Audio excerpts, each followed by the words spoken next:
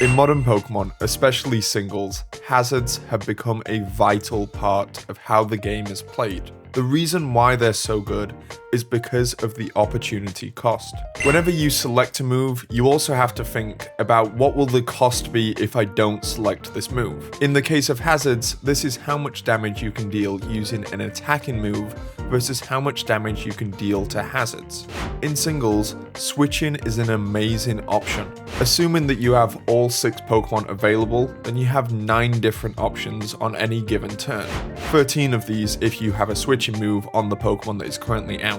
In both of these scenarios, over half of your options are affected by hazard moves. Over the course of the game, this damage adds up considerably. And because of this, it's not hard for hazards to sometimes do over 100% damage over the course of an entire game. A single turn used to set up hazards is really good opportunity cost. The long-term benefits of having hazards up often overweigh using an attacking move. In VGC and doubles, this isn't really the case. Because there's the ability for 2 Pokemon to attack you on a single turn, and the fact that you only have 4 Pokemon rather than the typical 6, games are much quicker, meaning that hazards don't have that ability to build up damage over the longer games that you have in singles. Pokemon has recently attempted to lessen the burden that hazards have on the game. They've done this by adding in new mechanics that deal with hazards. In Generation 6, they reworked Defog to get rid of all hazards on the field. In Generation 8, they added in Heavy Duty Boots and buffed Rapid Spin. Heavy Duty Boots remove the effect of hazards for the Pokemon wearing them, and Rapid Spin now increased your speed when you used them. This was followed up on in Generation 9 with Mortal Spin and Tidy Up, which were 2 new ways to remove hazards from the field and were the signature moves of specific Pokemon. For all the work that they've used to nerf hazards, they've also introduced some really powerful hazard setters. Hisuian Samurott and Kleavor both have the ability to attack while setting up hazards, and Glamora is by far the best hazard setter that we've ever seen. It has access to 3 of the 4 hazards and can remove them, and is pretty much always guaranteed to get them up. Before going through how I would rework hazards, I want to look at the current hazards that can be set in the Pokemon world. In Generation 2, the first hazard was introduced to us, Spikes. Spikes deals damage based off how many layers that there currently is up. This means that Spikes is a really spammable move, in that you can sit there and set them up consistently. This is one of the reasons why Hisuian Samurott is much better than Kleavor. Hisuian Samurott's Ceaseless Edge sets up spikes, and can therefore just be spammed over and over again, setting up new layers of spikes. Well, not really over and over again, it would just be 3 times, but that's more than Kleavor can do. Once Kleavor has used the move Stone X, it's essentially done with its gimmick now. Another benefit of spikes is that they're great for dealing consistent chip damage. Dealing just a little bit of damage can break Sturdy or Focus Sash on a Pokemon, and it can just give you that extra bit of damage that you need to break through a wall. The downside to spikes is that the turn-based cost is relatively higher compared to other hazards. Not ridiculously higher, but if you want the full effect of spikes, you need to have all 3 layers set up. The other downside of spikes is that they are a grounded move. This means that they don't affect any Pokemon that is ungrounded. I made a video before talking about flying types, and I worked out that about 15% of all Pokemon are ungrounded. And that's a lot of Pokemon that you're just not hitting for anything, and spikes are basically useless for. The second hazard is Toxic Spikes, which poisons any Pokemon that comes in. Similarly to spikes, it can also be set up in layers, and when you have 2 layers of Toxic Spikes, it will badly poison any Pokemon that comes in on it. Obviously, the benefit of Toxic Spikes is that you get to put continuous and permanent pressure on other Pokemon. If they don't have something like Aromatherapy, a Pokemon that is poisoned will be poisoned for the rest of the game. This is really good for dealing with walls or setup sweepers, Pokemon that want to be out on the field for a very long time. You're putting them on a timer, and that puts them under a lot of pressure. The downside to Toxic Spikes is the same as Spikes. They don't affect any ungrounded Pokemon, but also they don't affect Steel types. That's a lot of Pokemon who aren't going to be affected by a move that you're using, so you have to weigh up, is it really worth it to get Toxic Spikes up? They're also much easier to remove. Any grounded poison type will absorb them and basically nullify that turn for nothing. To set up toxic spikes effectively, you need to get rid of your opponent's poison types. The final issue with toxic spikes is that poison can actually be beneficial for some Pokemon. If you only get up that first layer, then poison can be good, because it protects you from other random status inflictions like burns or paralysis, which are probably going to be more detrimental to your Pokemon. If a Pokemon is just regular poisoned, it's not going to impact them as much as this. Generation 4 also saw the introduction of the best hazard. Stealth Rock has a claim to being one of, if not the best move in the whole of Pokemon. Unlike Spikes, which just deals flat damage, Stealth Rock deals damage based on the incoming Pokemon's relationship with Rock. At its highest, it can deal 50% damage, and at its lowest, it deals 3%.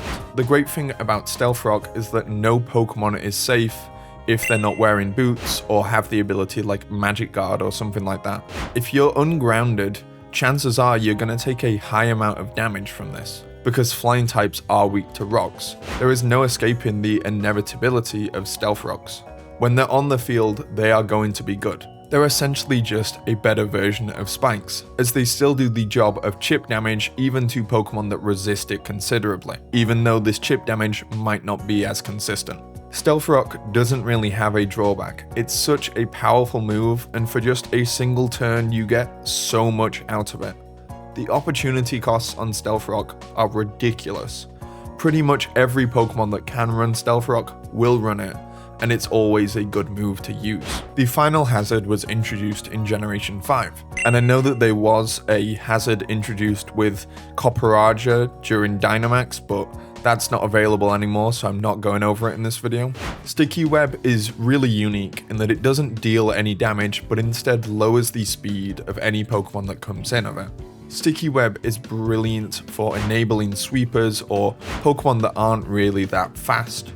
You see, Pokemon often balances strong Pokemon by giving them low speed. Sticky Web works brilliantly on hyper offense teams and teams that just want to outspeed and knock out their opponents. But it's also the most situational of all the hazards. Most of the hazards are useful against most team archetypes, but Sticky Webs is essentially useless versus Stall. You're probably going to outspeed them anyway, and you really want to just get damage on these Pokemon. Of course, the main thing that holds Sticky Webs back is that the users of it are terrible. Araquanid is the best one, but they're pretty much all weak bug type Pokemon. Going back to the first point that I made, if you look at the opportunity cost of this, you have to weigh up. Is it better to have an actual Pokemon on your team, or is it better to have Sticky Webs? As many Pokemon who have Sticky Webs don't really have any other redeeming qualities. The final drawback to Sticky Webs is that they work with the same mechanics as Spikes. They're grounded, and don't affect any Pokemon that is flying or off the ground. Now that I've gone over all of the hazards, I want to look at how I would change them to make them work a bit better and be a bit more equal within the game. Spikes, I think, is a good move that doesn't really need that much changing. It has a good opportunity cost where you can use the extra turns to invest more in it, but it isn't too overbearing. Toxic Spikes, however, I would change.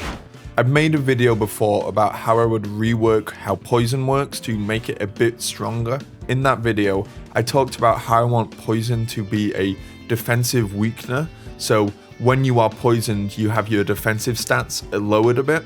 Because this is a really powerful ability, and I'm aware that the Pokemon Glamora can basically get up Toxic Spikes unchallenged, I wanted to make it so that Toxic Spikes actually are used up after you activate them.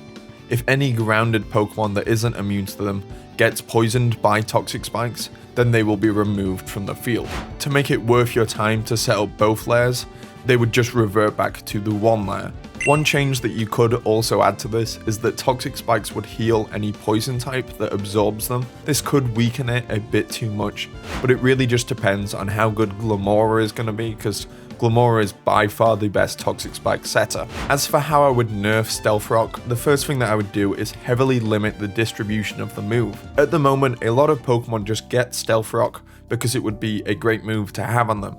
Pokemon like Clefable or Blissey or Deoxys. I don't really see why there's a thematic reason that these Pokemon have Stealth Rocks. It's more just because Stealth Rock is a brilliant move and they would be a brilliant user of Stealth Rocks. I would really limit Stealth Rocks to basically just rock types and maybe a few ground, a few steel types.